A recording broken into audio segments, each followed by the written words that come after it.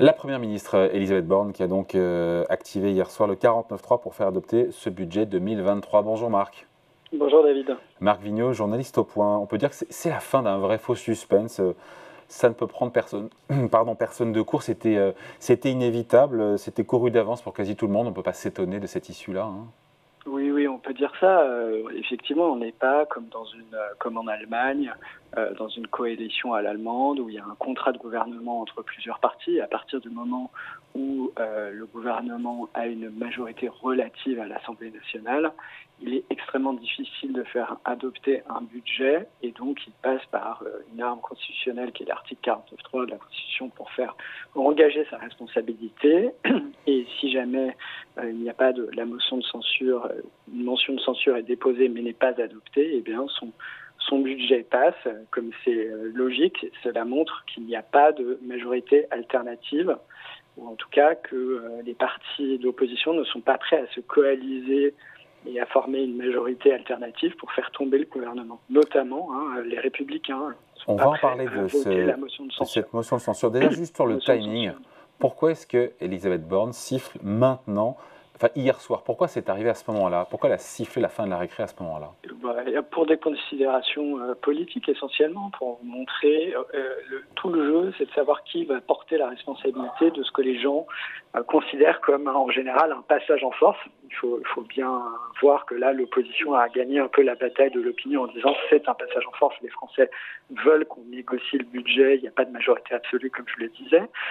Et donc, la question c'est qui va porter la responsabilité de ce qu'on pourrait appeler ce passage en force. Et donc le gouvernement a tout fait pour en rejeter la responsabilité sur les oppositions en disant regardez, on ne peut pas négocier avec eux, ils adoptent des amendements irresponsables. On a laissé la discussion aller au maximum jusqu'au bout, il n'y a pas de majorité alternative.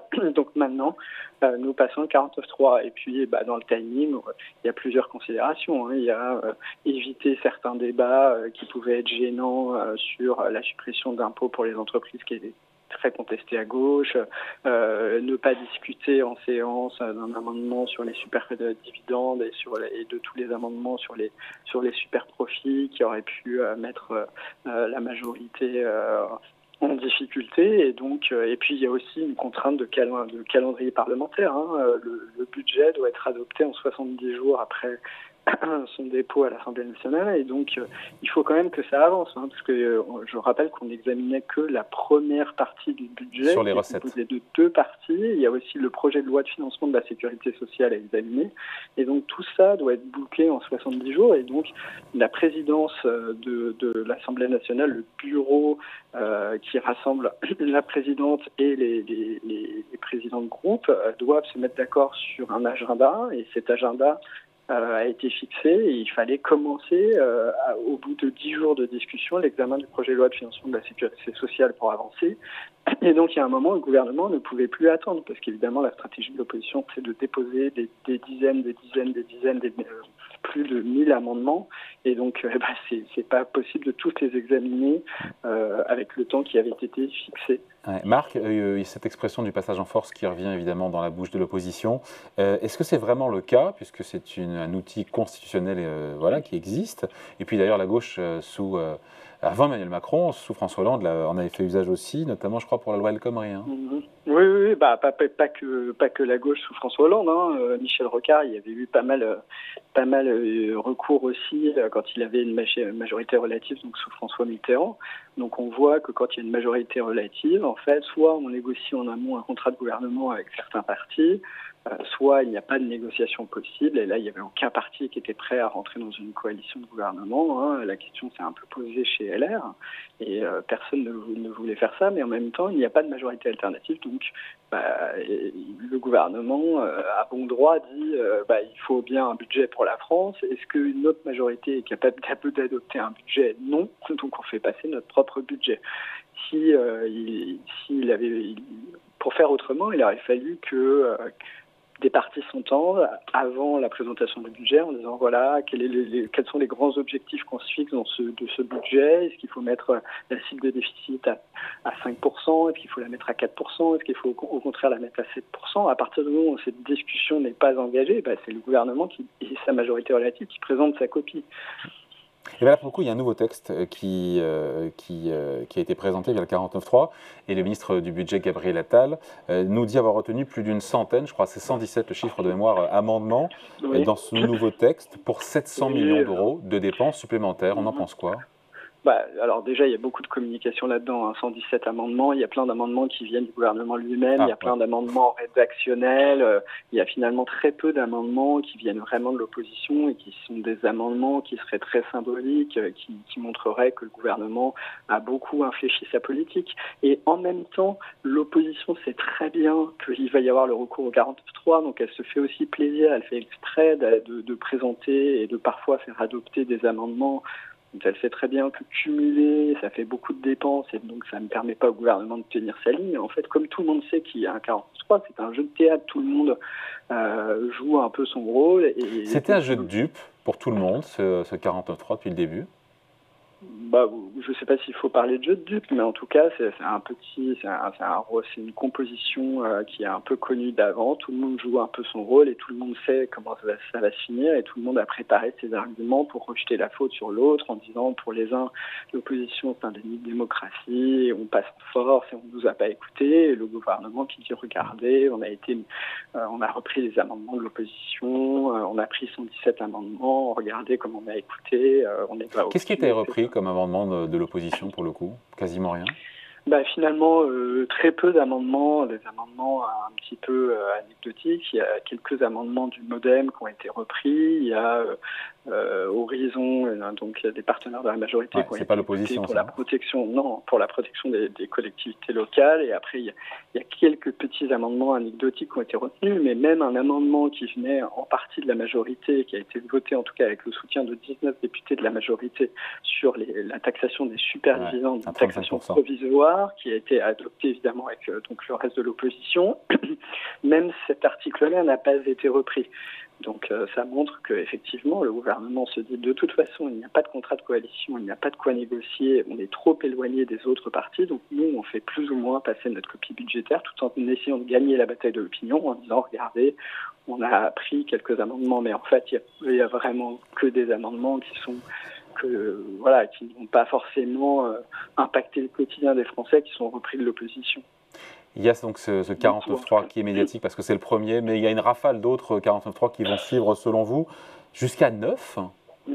Oui, en fait, il faut comprendre qu'il y a un recours au 49.3 possible par session parlementaire en dehors du budget. Donc, là, c'était sur les recettes.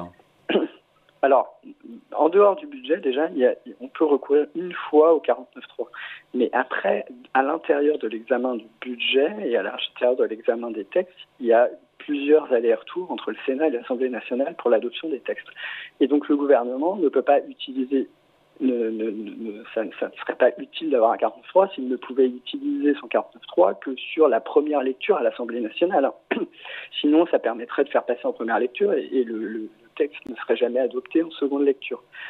Et donc, pour passer le texte, il faut aller jusqu'au bout du processus législatif. Donc là, sur le budget, il y a les deux parties du budget du PLF 2023 lui-même qui doivent être adoptées deux fois à l'Assemblée nationale et deux premières lectures. Donc ça fait déjà deux 49.3, puis après il y a la navette avec le Sénat et la version commune, et là il peut y avoir encore un 49.3, donc il peut y avoir il peut y avoir beaucoup de 49.3 déjà sur le PLF, et ensuite il peut y avoir aussi des 49.3 sur le PLFSS. C'est pareil. Projet de loi de finances de la sécurité sociale qui est examiné aujourd'hui.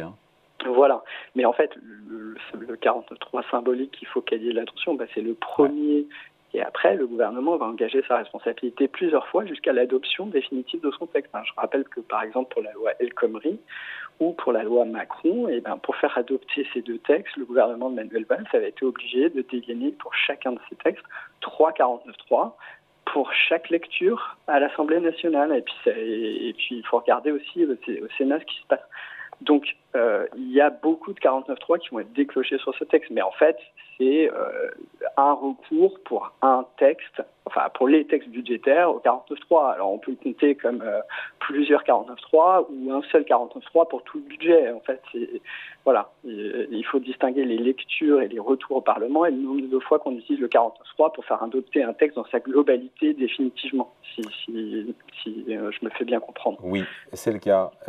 Juste, on se quitte là-dessus. Juste, Marc, j'ai vu que Gabriel Attal, ce qui est normal, ministre des Comptes publics, réaffirme l'objectif de 5% de déficit public. Ce n'est pas nouveau pour fin 2023. On n'y croyait pas trop il y a quelques semaines, on y croit encore moins aujourd'hui? Alors on y croit encore moins aujourd'hui parce que les perspectives de croissance sont quand même assez noires et que l'objectif de croissance du gouvernement a toujours été assez optimiste à 1%. En revanche, c'est pas les 700 millions d'amendements qui vont faire dérailler l'objectif de déficit, a priori, puisqu'il y a aussi des recettes supplémentaires qui sont prévues dans ce budget sur la taxation des énergéticiens qui produisent de l'électricité. Vous savez, c'est les électriciens, par exemple, qui produisent de l'énergie renouvelable à partir d'énergies renouvelables, de l'électricité à partir d'énergies renouvelables, et qui vendent aujourd'hui au prix du marché. Sauf que pendant des années, ils ont été soutenus par l'État, donc on leur demande de rendre aujourd'hui leur surprofit, si on peut dire. Et donc là, le mécanisme qui a été décidé au niveau européen a permis à la France de renforcer son propre dispositif, et ça va rapporter environ 7 milliards d'euros supplémentaires. Donc ça, c'est en plus par rapport à l'équation de départ du gouvernement, de la copie initiale du gouvernement. Donc ils vont récolter 7 milliards d'euros supplémentaires. Et a priori, ces 7 milliards d'euros supplémentaires, ils vont être dépensés pour aider les entreprises, en plus que ce qui était prévu, puisque vous savez qu'à Bruxelles, la négociation sur le plafonnement des prix d'électricité est en cours. Est en train de patiner, oui, est en cours, mais moins avancé que ce qu'aimerait la France. Ouais. On voulait essayer de plafonner le prix du gaz qui était utilisé pour produire de l'électricité, et l'Allemagne, en gros, résiste, pour faire très simple. Et donc, il va falloir plus aider les entreprises, a priori, que ce qui avait été prévu, que ce qui était espéré, puisque le mécanisme européen de plafonnement des prix va être moins... Donc, plus de dépenses potentiellement à venir. Espéré. Donc, ces 7 milliards d'euros, en gros, de recettes supplémentaires qui viennent d'être adoptées, devraient repartir immédiatement vers les entreprises pour les aider, pour leur permettre de faire face à la crise. Donc, en gros, l'équation budgétaire ne serait pas modifiée, et donc on arriverait à 5% de déficit si la croissance est atteinte. Et c'est là que ça va être extrêmement compliqué, d'autant qu'effectivement, il y a 700 millions de plus liés à des amendements qui augmentent certains crédits d'impôt et augmentent certaines dépenses. Bon, Marc, si on veut se détendre un petit peu ce week-end, il y a le point, on va voir la couverture. Qu'est-ce qu'on a cette semaine pour il y a un dossier en économie. Alors, je ne sais pas si c'est pour se détendre, mais il y a un dossier spécial immobilier dans la conjoncture très particulière dans laquelle on est. Ça permet un petit peu de se repérer. Est-ce que c'est le moment d'acheter ou pas avec la hausse des taux? Est-ce qu'on peut espérer que les prix baissent? Dans quelles conditions il faut acheter? Quel genre de biens, etc. Bon, voilà, c'est à lire tranquillement ce week-end dans l'hebdomadaire Le Point. Merci Marc. Merci beaucoup David. Bonne journée, au revoir.